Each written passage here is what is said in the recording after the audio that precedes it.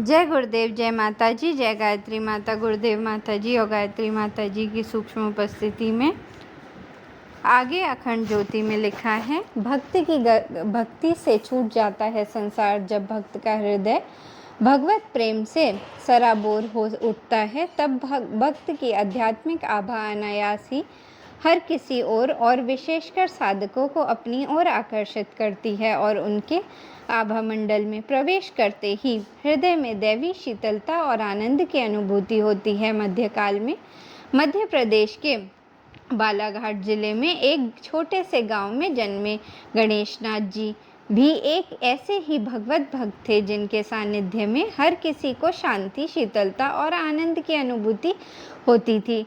पूर्व जन्म के संस्कार व माता पिता से प्राप्त शिक्षाओं के कारण बचपन से ही उनका भगवत प्रेम परिलक्षित होने लगा था। उनके माता पिता बचपन से ही उन्हें भगवत प्रेम के प्रति प्रोत्साहित करते और गणेशनाथ भगवान का नाम लेकर मानो आनंद में नाचने लगते। पिता उन्हें बचपन से भगवत भक्ति के द्वारा मानव जीवन को सफल करने को प्रेरित करते।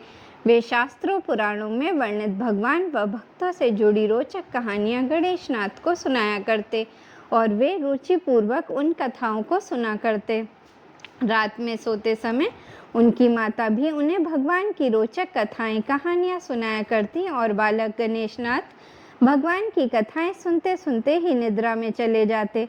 प्रातः जब उनके माता पिता भगवत उपासना करने बैठते, धार्मिक ग्रंथों का स्वाध्याय करते, तो बालक गणेशनाथ भी अपने माता पिता के पास जाकर बैठते। इस प्रकार एक बड़े ही दिव्य आध्यात्मिक वातावरण में उनका पालन पोषण हुआ।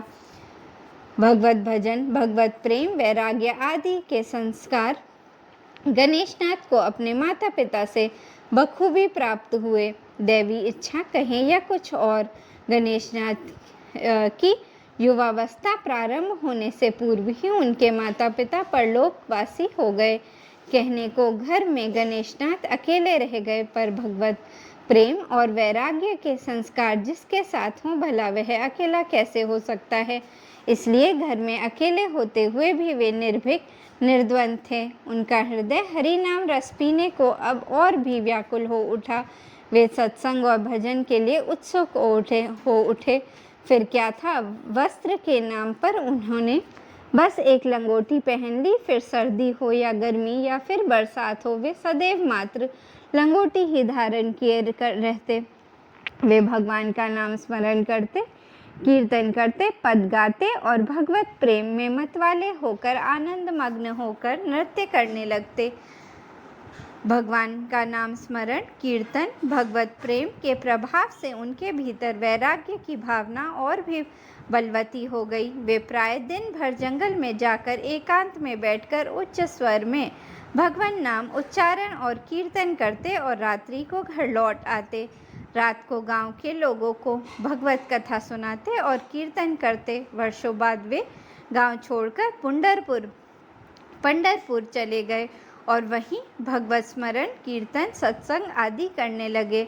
संयोगवश एक बार छत्रपति शिवाजी पंढरपुर पधारे।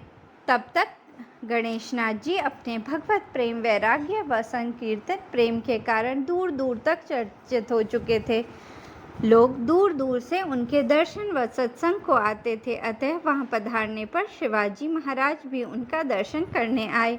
उस समय गणेशनाथ जी अपने हृदय में भगवान की मधुर मनोहर छवि को ध्यान करते हुए भगवान नाम स्मरण और कीर्तन करते हुए नृत्य कर रहे थे। नृत्य करते करते बहुत रात बीत गई, पर भगवत प्रेम में डूबे गणेशनाथ को दिन रात क्या अपने शरीर की सुध-बुध ही कहाँ थी। शिवाजी भी उनके इस भगवत प्रेम और भगवत भाव को देखकर आह्लादित थे और उन्हें शांत भाव से देख रहे थे। जब अचानक उनका कीर्तन समाप्त हुआ तो शिवाजी ने इनके चरणों में प्रणाम कर उनसे अपने राज शिविर में रात्रि विश्राम करने की विनम्र प्रार्थना की। भक्त गणेशनाथ बड़े संकोच में पड़ गए। उनके आग्रह को अस्वीकार भी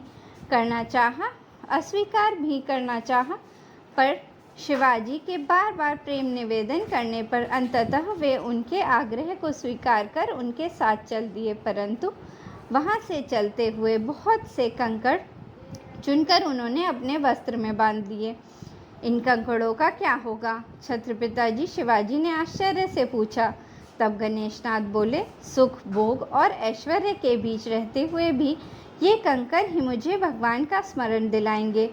राज शिविर में गणेशनाथ के आदर सत्कार की बहुविधि व्यथा की गई। स्वयं शिवाजी ने सुगंधित जल से उनके चरण पखारे, इत्र लगाए।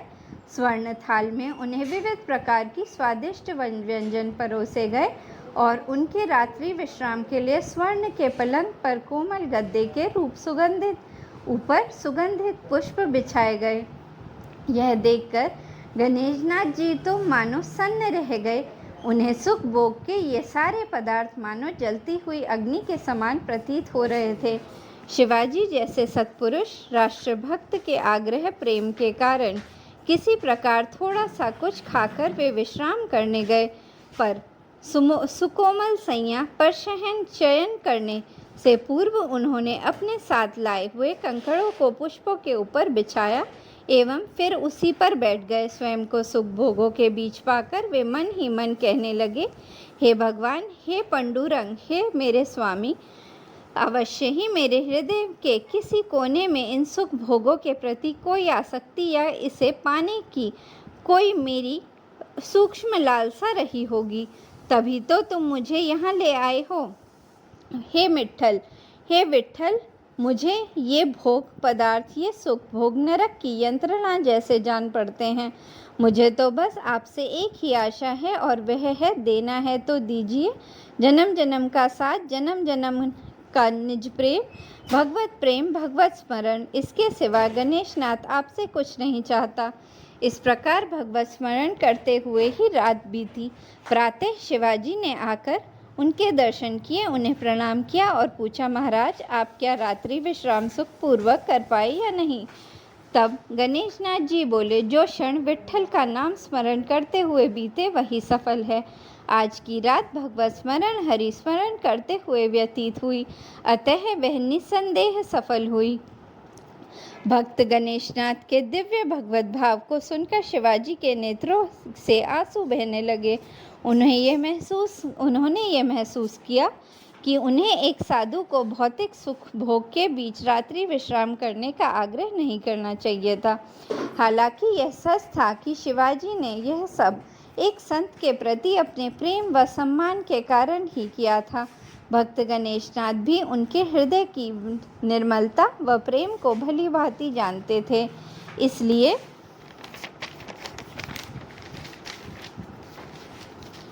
तो उन्होंने ना चाहते हुए भी शिवाजी के आग्रह को स्वीकार किया था। उन्होंने प्रेम भरी दृष्टि से शिवाजी को देखा और उन्हें आशीष दिया। उक्त प्रसंग में उल्लेखनीय यह है कि लोक ख्याति अथवा लोक प्रतिष्ठा पाने की लालसा भी भगवान मार्ग में एक बहुत बड़ा विघ्न है। गणेशनाथ जी जैसे परम वैरागी भक्त इन विघ्नों से निसंदेह अछूत रहे, पर सामान्य साधक सुख भोग पाने की लालसा के कारण साधना से विचलित होने लगते हैं। लोक प्रतिष्ठा मिलने पर साधक बड़ी ही शीघ्रता से मोह में पड़ता है और उसके मन में लोक प्रतिष्ठा, लौकिक सुख भोग पाने की लालसा और भी तीव्र होती जाती है और अंततः उसका पतन होता है। इसलिए साधकों को इन चीज़ों से बचे रहना चाहिए।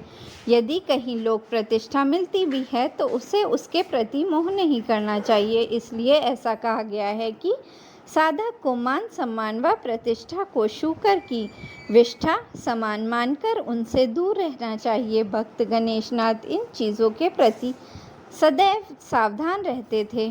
पंढरपुर में उनकी जय जयकार होने लगी थी। लोग उनके दर्शन व सत्संग को आने लगे थे। उनकी लोक प्रतिष्ठा बढ़ने लगी थी, पर लोक प्रतिष्ठा को उन्होंने अपने भगवान मार्ग में कभी भी विघ्न बाधा नहीं बनने दिया।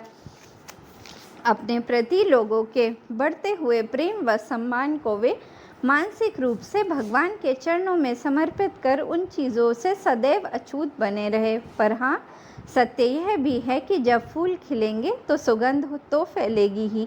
उससे आकर्षित होकर भगवान के प्रेमी भक्त गणेशनाथ जैसे भगवत भक्त के प्रति आकर्षित होंगे ही। इसलिए गणेशनाथ जी जंगल में एकांत में बैठे होते तब भी लोग उनके पास एकत्र होने लगते, उनके दर्शन करते, उनके साथ कीर्तन करते और आनंद मग्न हो जाते। अंततः गणेशनाथ जी के प्रेम ने विट्ठल भगवान को दर्शन देने को बाध्य कर दिया। उन्हें भगवान के दिव्य स्वरूप के दर्शन हुए। दर्शन पाने के बाद तो मानो गणेशनाथ जी हजारों लोगों से घिरे रहकर भी ब्रह्मी भाव दशा में ही डूबे रहते। वे बैठते, उठते, खाते, पीते, हंसते, बोलते, सदैव ब्रह्म भाव में ही होते। संसार में होकर भी वे संसार से अछूत रहते। ब्रह्मी भाव दशा में वे जिसे भी छू देते वह वहीं उन्मत्त होकर नाचने लगता। उनके आध्यात्मिक आभा मंडल में पहुंचकर, उनके पास पहुंचकर लोग परम आध्यात्मिक ऊर्जा की अनुभूति पाते, भगवान का नाम लेने लगते। सभी भक्तजन भक्त गणेशनाथ जी के सानिध्य में भगवान के प्रेम में उन्मत्त होकर उनके साथ संकीर्तन करने को विवश हो जाते। वास्तव में संत और भक्त ऐसे ही होते हैं जिनके सानिध्य में पहुँचते ही मनुष्य को संसार रस फीका जान पड़ता है और वह भगवत प्रेम रस से सराबोर हो अपने जीवन को धन्य कर लेता है। वास्तव में बड़ी अद्भुत थी संत गणेशनाथ की भगवत भक्ति। जय गुरुदेव, जय माता जी, जय गायत्री माता।